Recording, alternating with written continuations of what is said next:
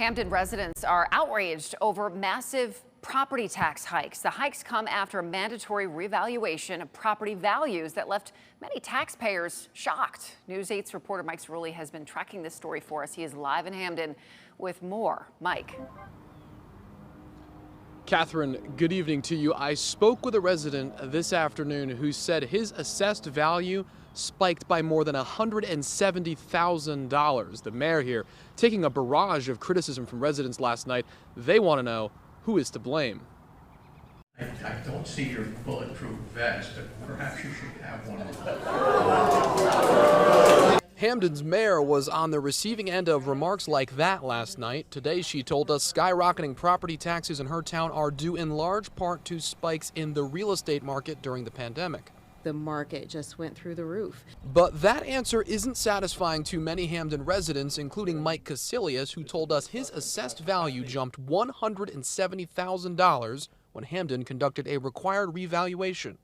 Well, I'm sorry, but I can't take that extra value and spend it at the store. Mayor Garrett notes that she's actually trying to cut the rate at which property is taxed, but for many, any mill rate cut is drowned out by the revaluation. Don't tell me about high mill rate, low mill rate. You're going to get more money from me. What are you going to do it? And why haven't you gone instead to go through like what you do, what a business would do? Cut your expenses. The mayor says she is trying to find ways to cut costs, but she's taken heat for her budget proposal, which includes pay raises for some city officials as high as 10%. Is it appropriate for some city employees to be getting 10% raises at this time when you're asking residents to pay so much more?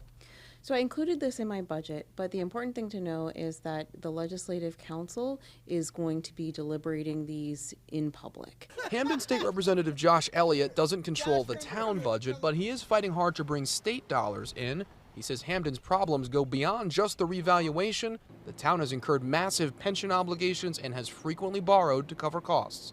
Every year what was happening was there's always a gap between how much we thought we were going to take in and how much we thought we were going to spend. We always go to the bond market. That kept on metastasizing. You swipe the credit card. Essentially, year over year. For lifelong residents like Joyce, those decisions have left her asking a question on the minds of many.